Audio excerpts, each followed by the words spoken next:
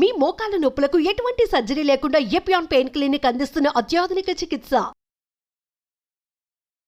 నమస్తే, మీరు చూస్తున్న సుమన్ టీవీ. నేను మీ కీర్తి. ద్వాదశ రాశులకి ఏప్రిల్ 16 నుంచి 30 తారీఖు వరకు ఎలా ఉండబోతోంది తెలియజేయడానికి మనతో పాటు ప్రముఖ ఆస్ట్రాలజర్ బ్రహ్మశ్రీ నందిపట్ల శ్రీహరి శర్మ గురుగారు ఉన్నారు. నమస్తే గురుగారు. వాగర్థ విభసంపృక్తౌ వాగర్థ ప్రతిపత్తయే జగతః పితరౌ వందే పార్వతీ పరమేశ్వరౌ ఆదిత్యాయ చ సోమాయ మంగళాయ బుధాయ చ గురు శుక్ర శనిభ్యశ్చ రాహవే కేతవే నమః. శృంగేరి జగద్గురు పీఠాధిపతులకి కంచి పీఠాధిపతులకి నమస్కారములు తెలియజేసుకుంటూ కార్యక్రమాన్ని ప్రారంభిద్దాం. ఏప్రిల్ నెలలో 16వ తారీఖు నుంచి 30వ తారీఖు వరకు ద్వాదశ రాశులలో జన్మించినటువంటి వారికి ఏ విధంగా ఉండబోతుందో తెలుసుకునే ప్రయత్నం చేద్దాం.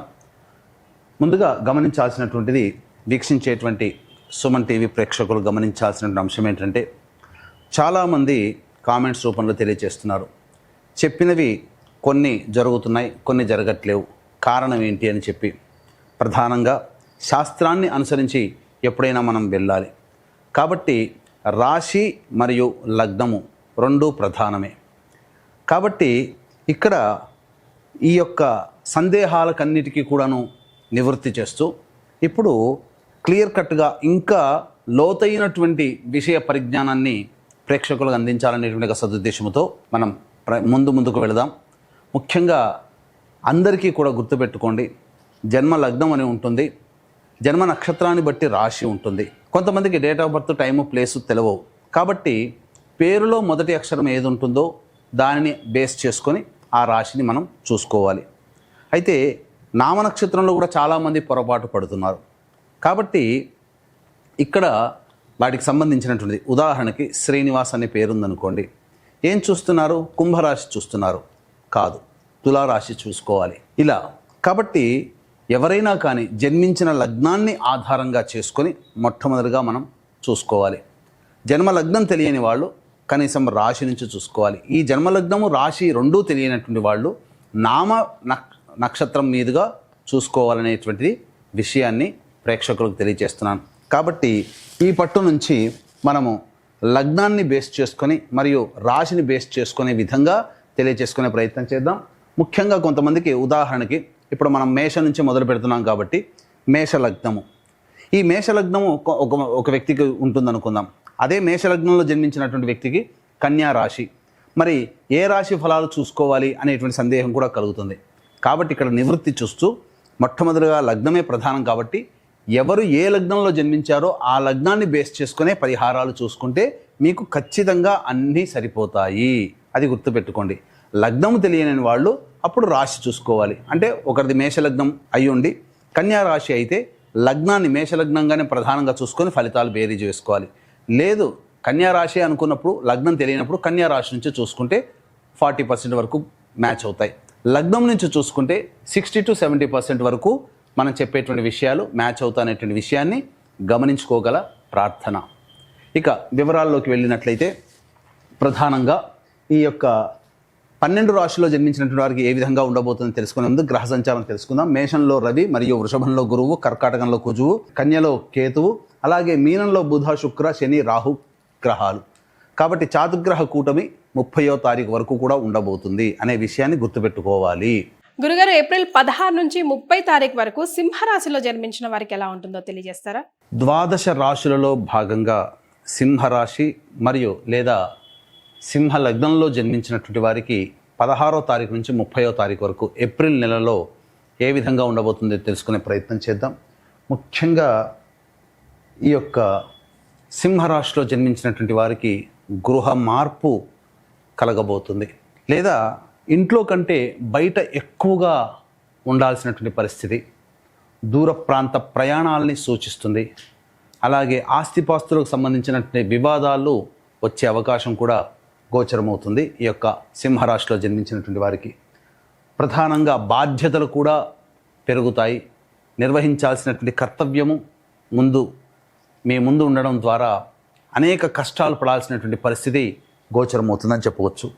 ముఖ్యంగా ఈ యొక్క సింహ లగ్నము లేదా సింహరాశిలో జన్మించినటువంటి విద్యార్థులు విదేశీ యానము, విదేశీ విద్యకు సంబంధించినటువంటి ప్రయత్నాలలో విజయాన్ని పొందుతారు. అనుకూలమైనటువంటి మీరు కోరుకున్నటువంటి విద్యా సంస్థల్లో ప్రవేశం లభించే అవకాశము గోచరమవుతుంది. ప్రధానంగా ఇటు గురువు రవి ఈ 2 గ్రహాలే మీకు సంపూర్ణంగా యోగాన్ని ఇవ్వబోతున్నాయి. కానీ చాతుగ్రహ కూటమి మీకు అష్టమ స్థానంలో సంచారం చేస్తున్నటువంటి కారణం చేత కొన్ని విపత్కర పరిస్థితులు ఎదుర్కోక తప్పదు. ఆల్రెడీ అష్టమ శని దోష ప్రభావం ప్రారంభమైంది. అంతేకాకుండా ధనము మూలకంగా ఊహించని విధముగా కష్ట నష్టాలు ధనపరంగా ఎక్కువయ్యే అవకాశం ఉంటుంది.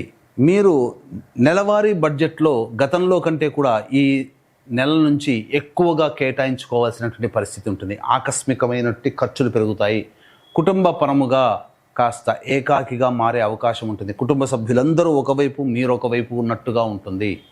ఏ పని చేయాలన్నా ఆందోళనతో కూడుకున్నటువంటి జీవితం వల్ల ఉత్సాహం అనేది తగ్గి ఉంటుంది. కాబట్టి జాగ్రత్తలు పాటించండి. సింహ లగ్నము లేదా సింహ రాశిలో జన్మించినటువంటి వాళ్ళు ఒక్కసారి గుర్తు తెచ్చుకోండి. 2006 నుంచి 2009 మధ్య కాలంలో జీవితం ఎలా గడిచింది, అలాగే కొంత ఇబ్బందికర పరిస్థితులు మళ్ళీ కొంత పునరావృతమయ్యే అవకాశం ఉంటుంది. కాబట్టి జాగ్రత్తలు పాటించండి. ముఖ్యంగా కుటుంబ పరముగా ధనపరముగా మీరు జాగ్రత్తలు పాటించక తప్పదు. చేదుగా ఉంటుంది, నిజం ఎప్పుడు చేదుగా ఉంటుంది, కానీ అంగీకరించక తప్పదు అనే విషయాన్ని గుర్తుపెట్టుకోవాలి.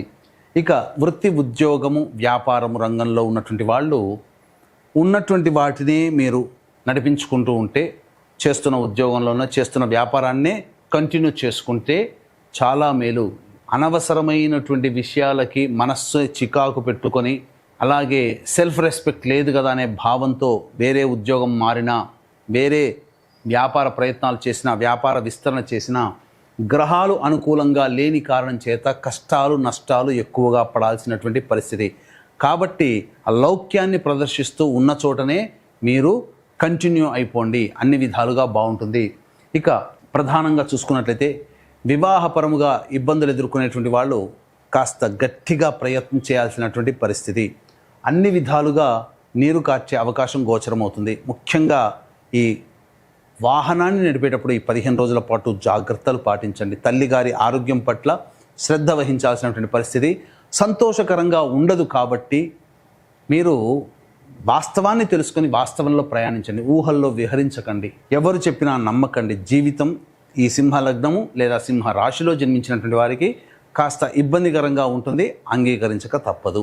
ఇంత విధాలుగా ఉన్న దైవానుగ్రహం తోడైతే సలసల భగభగమ మండేటువంటి ఎండలో ఉన్నవాడికి చల్లటి గాలి తగిలితే ఎంత హాయిగా ఉంటుందో, దైవానుగ్రహంతోడైతే ఈ సింహరాశి మరియు సింహ లగ్నంలో జన్మించినటువంటి వారికి అంత ప్రశాంతత కలుగుతుంది. కాబట్టి ఇట్టి దైవానుగ్రహం అందరికీ అందించాలనేటువంటి ఒక సదుద్దేశంతో కాశీ విశ్వేశ్వరుని యొక్క ఆజ్ఞ మేర 18వ తారీఖు రోజున కాశీ క్షేత్రములో మీ యొక్క సంకల్పం నెరవేరాలి.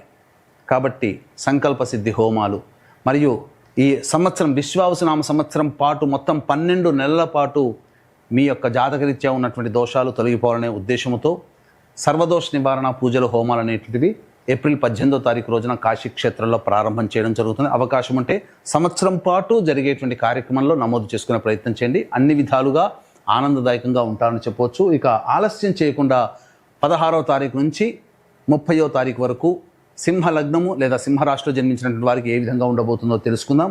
ఇక 16, 17, 18 ఈ తేదీల్లో మీరు ప్రధానంగా గృహంలో కంటే బయట ఎక్కువగా ఉంటారు.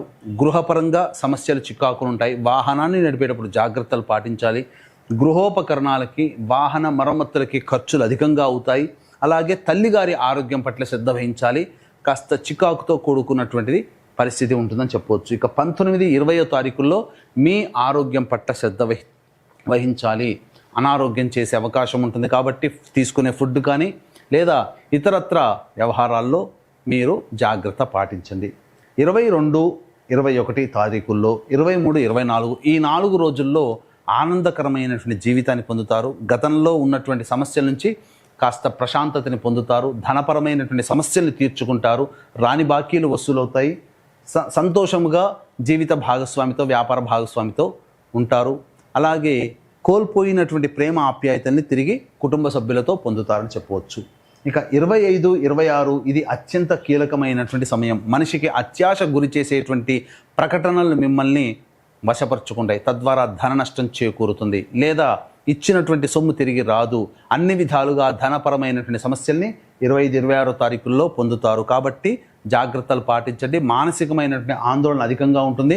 కుటుంబ సభ్యులతో ఈ యొక్క 2 రోజుల పాటు మౌనాన్ని ఆశ్రయించండి, చాలా సమస్యలు తగ్గుతాయి. ఇక 27, 28వ తారీఖుల్లో ప్రధానంగా చూసుకున్నట్లయితే గతంలో ఎప్పుడో చేస్తున్నటువంటి ఉద్యోగంలో ఉన్నటువంటి తప్పులు బయటపడే అవకాశం గోచరమవుతుంది. ప్రభుత్వ రంగంలో ఉన్నటువంటి వాళ్ళు జాగ్రత్తలు పాటించాలి. అలాగే సంతానం మూలకంగా ఖర్చులు, సమస్యలు పెరుగుతాయి, విభేదాలు కూడా పెరుగుతాయని చెప్పొచ్చు. 29, 30వ తారీఖుల్లో నిరుద్యోగస్తులకి ఉద్యోగం లభించే అవకాశం కానీ, ఉద్యోగంలో పదోన్నతి పొందే అవకాశం కానీ గోచరమవుతుంది. తర్వాత చెప్పొచ్చేది ఏమిటంటే 16, 17, 18, 25, 26వ తారీఖుల్లో ఖర్చులు అధికంగా ఉంటాయి కాబట్టి జాగ్రత్తలు పాటించండి. ఎస్. సో సింహరాశి వారికి ఈ షడ్గ్రహ కూటమి తర్వాత అంతగా బాగుండట్లేదు అంటారు కదా, మరి మహిళలకు ఎలా ఉంటుందో ఒకసారి తెలియజేయండి గురుగారు. ఇక ఈ సింహ లగ్నము లేదా సింహ రాశిలో జన్మించినటువంటి మహిళలు ప్రధానంగా బాధ్యతలు పెరుగుతాయి, కానీ గౌరవ మర్యాదలు తగ్గుముఖం పడతాయి.